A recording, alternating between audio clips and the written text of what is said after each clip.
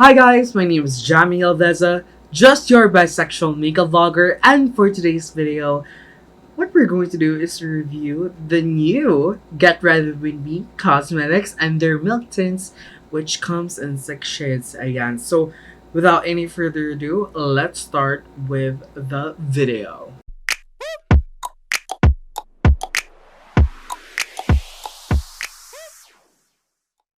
First of all, I would like to congratulate Ate May for releasing her own brand and her own products, most especially that I've been really impressed sa mga kanyang mga first na makeup releases, and I'm just happy because I am able to be a part of their PR list, most especially in Get Ready With Me Cosmetics. I'm just so grateful for the opportunity given to me by Ate May kasi I've been watching her ever since I started doing makeup. Time na may reco siya na makeup, I'll try to alamin ko kung anong dapat bibilin ko. Pero I'm just really impressed with her first na makeup releases, most especially in collaboration with brands, most especially in Detail Cosmetics. So I'm just so happy, and ngayon, she has her own brand, which is Get Ready With Me Cosmetics and their PR package. Ayan, laki ka! Hello po! Actually, binuksan ko na siya, pero ang ganda ng graphics niya. And I've been really liking the brand. Talagang atimi na atimi. I have this infographic here which tells all about the milk tints or the multi-use creamy tints, and this one, ayan. This is the yata, yung mga stickers. I've been really liking na may PAO na stickers. At saka may sarili siyang stickers, guys. Like, oh my god, it's so cute! Diba? Tapos, I got here yung mga stickers niya. Here, actually. Mga stickers. And yung swatches. I also have the swatches which is in collaboration with Smudge. Smudge, I don't know correctly lang ako paano pronounce yet. Yeah, I got these ones, and I'm very happy na included to sa PR box. So first of all, guys, even though they sent me these products, I'll be 101% honest and brutal with you guys. As much as possible, I wanted to give you the best content out there, and at the same time, give you really my thoughts. Ayan. Get Ready With Me Cosmetics released their own milk tints or their multi-use creamy tints, introducing the new, bounciest, and the most lightweight multi-use tint. It is lightweight, buildable, long-lasting, blendable, and it is pigmented. They come in 6 shades, and it's priced at 249 pesos. From that price pa lang, very affordable na siya with that price, okay? So it claims that they are cruelty-free, paraben-free, it has shea butter, macadamia oil, and vitamin E. Ayan. So unlike yung previous na videos ko, I will give you 6 categories or criteria for you guys to be aware of. So first is always the packaging, second is the formula, third is the applicator, fourth is the application itself, and fifth is the shade range that they cater, and lastly is the price and the amount of product that you're getting. So let's talk about the packaging itself. In terms of packaging, guys, what I can definitely tell you is that it's very colorful. It really matches yung shade niya according to the packaging itself. Kasi talagang pinagtingin talaga ni Ate May yan sa cross-matching ng colors. Kasi very important yan kapag magkapareho yung shade ng sticker at saka yung packaging itself at saka yung formula or the shade. So that is great actually, and I really like that they made sure, or Get Ready With Me Cosmetics made sure that the color of the shade and the color of the packaging is very well thought out. The design is very classic and trending. Very simple lang siya, very minimalistic, but still screams color.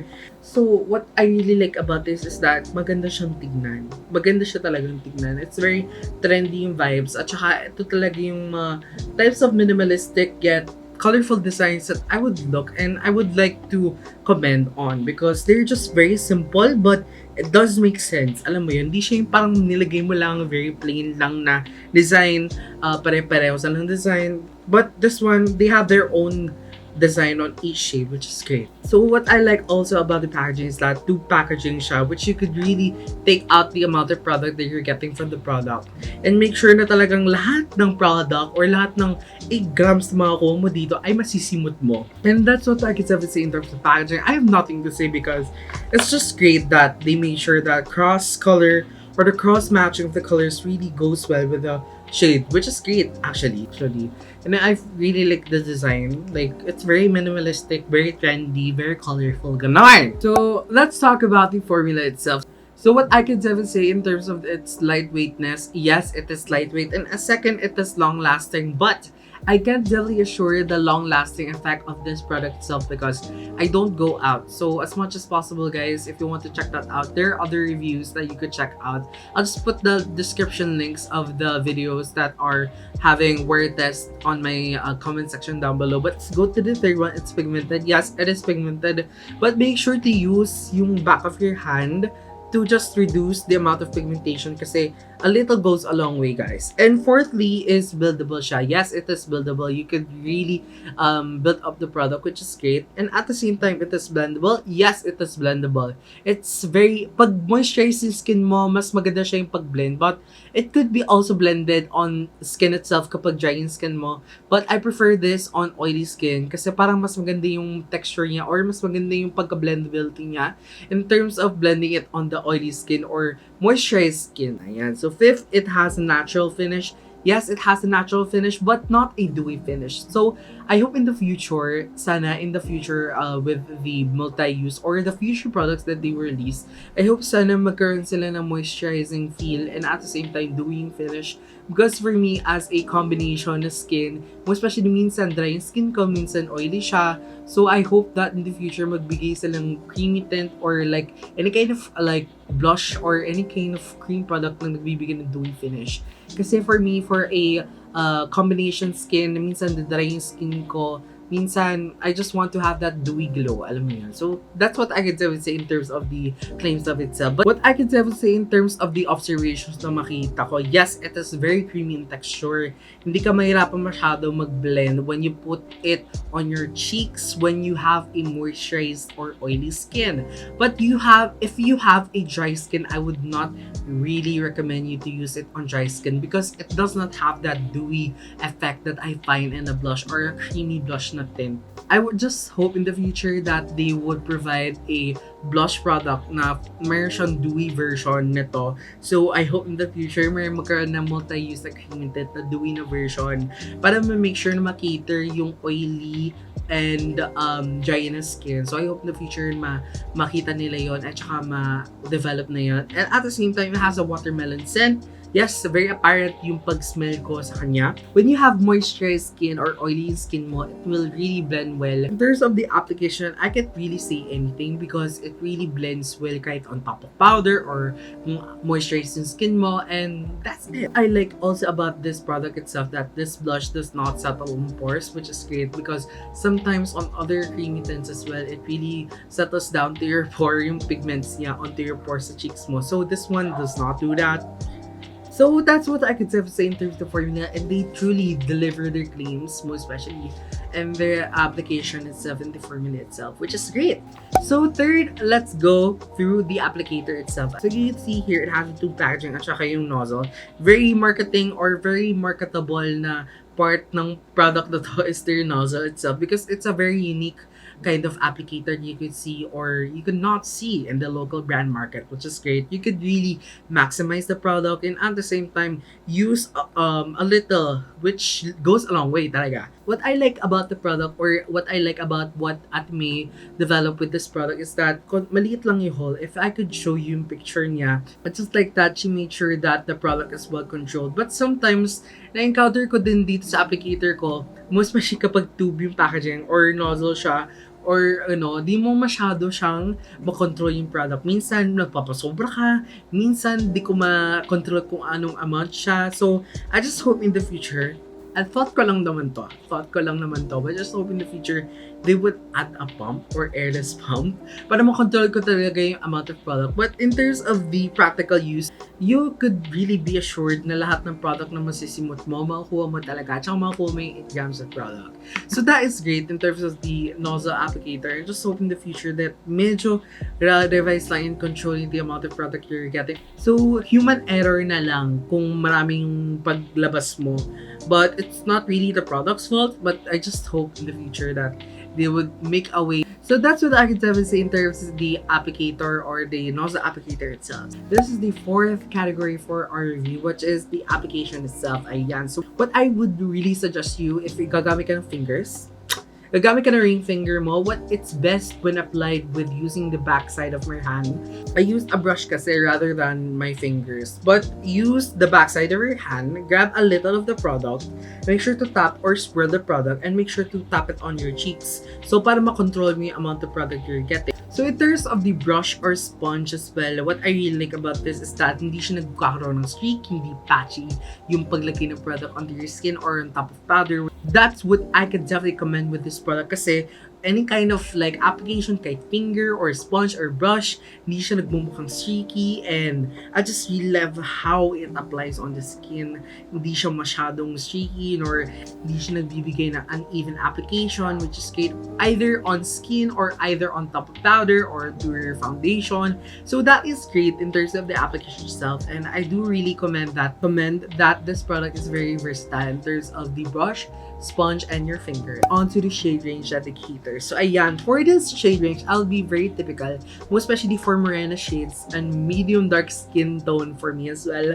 So the shade range, what I can definitely say, they have 6 shades. I can definitely say in terms of the shade range itself, very good, because on the first place, to make sure that the Pinay skin tones are very well covered from the light to medium dark na skin tone, which is great actually. And at the same time, it's very morena friendly, which is great. And what I can say, sana ma-add nila in the future, in terms of the formulations or shades or kahit anong tints, sana mag-release silang contour or bronzer shades. Alam ko on the process pa lang yan, but I hope in the future, sana mag-release po siya ng likod highlighter. Char! Ano yung imagine ko dito kasi with highlighter or eyeshadow as well, maganda siya pang base onto your eyes, most especially that this texture is what I really like. Mag-release sila ng like a multi-use na product as well, like the Danessa Myrex yata na parang pigment na tubes. So I just hope in the future mag-release silang ganon. That would be really great, diba? So I just hope in the future in terms of the packaging, sana mag-release silang ganitong kind of packaging. Tapos pang eye glitter, pwede mo siya panglagay sa cheeks mo, pang highlighting, or you could use it as a shimmer na on your lid. So pang mabilisang panglagay na lang when on the go ka. So I just hope in the future mag-release silang ganon. But anyway, in terms of the shade compatibility itself, in terms of the for morena to dark skin tone as mine, I will subdivide this with in terms of the lip category, the eyes, and the cheeks. So first, let's go through the 3 subdivided categories for this shade compatibility. So let's go to the eyes. Mostly all of them are very good in terms of the eyes, most especially mixed berries, winter melon, fruit tea, Okinawa, and 100% sugar. But I don't like using cheesecake onto my eyes because it's too light for my skin tone. And that's what I can say in terms of the shade range, in terms of the eye category. Kasi di naman masyado siyang naninibago or di siya masyadong nag-off yung kulay. But if you're going to apply cheesecake and you're a medium to dark skin tone, I would not like you to use this shade most especially.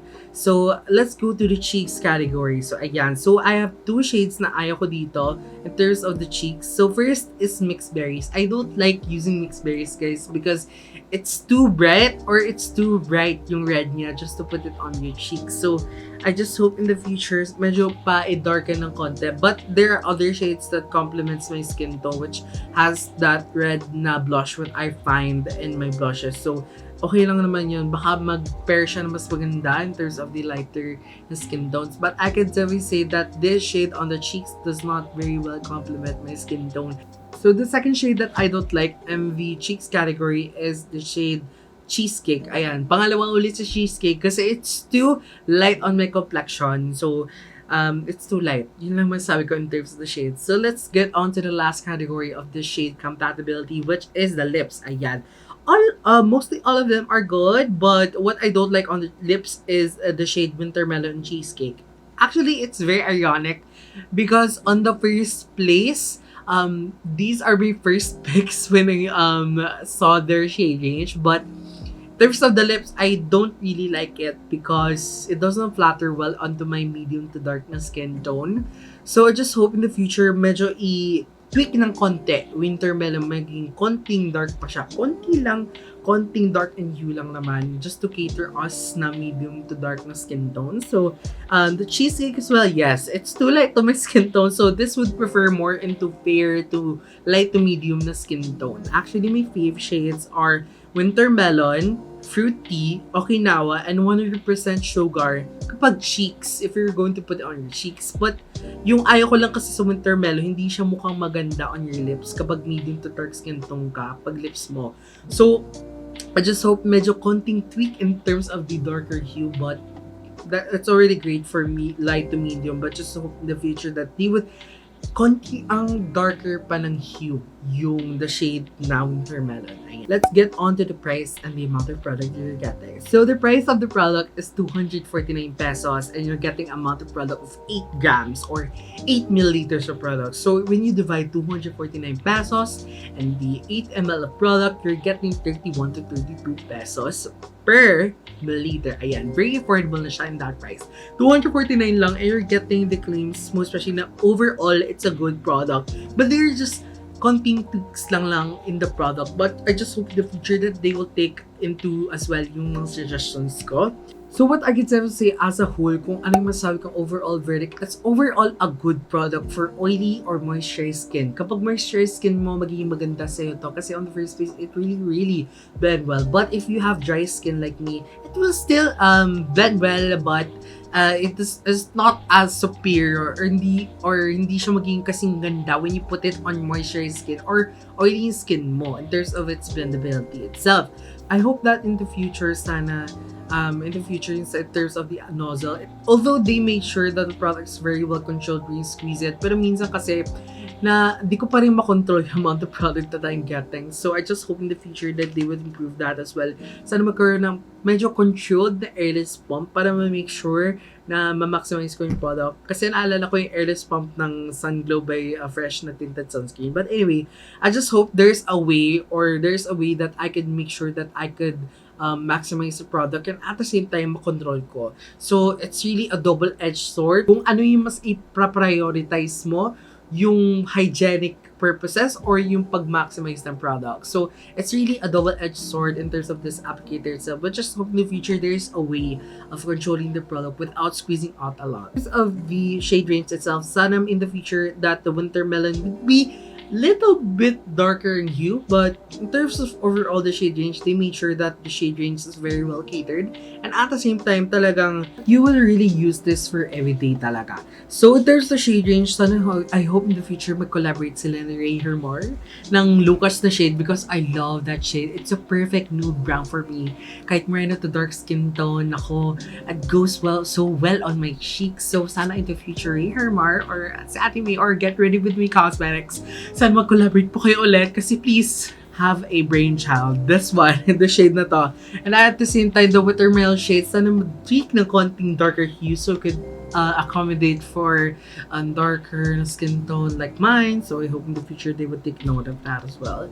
So in terms of the product overall, it's a good product because it really delivers its claim in terms of its claims itself. So I hope in the future that they would release a dewy finish na kind of the multi-use na tint. Sana kasi para makater yung katulad na skin ko, na dry yung skin ko. So I just hope in the future that they would cater as well for a drier or revamp the formula that they can make sure that ma-accommodate yung oily na skin type tapos yung dry na skin. So that they would improve that as well. But overall, it's a good product when you have a moisturized skin. It really works well. And yeah, so that's what I could say in terms of the product. So I hope that Ate May Live or Get Ready With Me Cosmetics and you guys to be well informed and at the same time take into considerations yung mga notes ko. And by the way guys, this is just my review and make sure to take it with a grain of salt. I'll be still 101% honest with you guys and be brutal as much as possible, but in respect of the brands and the consumers as well. So I think that's it guys. Thank you so much for watching this video. Make sure to like and comment down below your thoughts about the Get Ready With Me Cosmetics and their milk tints. So I'm so happy that Ate May released her own brand and I am hoping for the best in terms of their future releases. So yeah. Thank you so much guys and I hope you enjoyed this video. Make sure to like and comment down below and make sure to subscribe to this channel. Thank you so much guys and bye!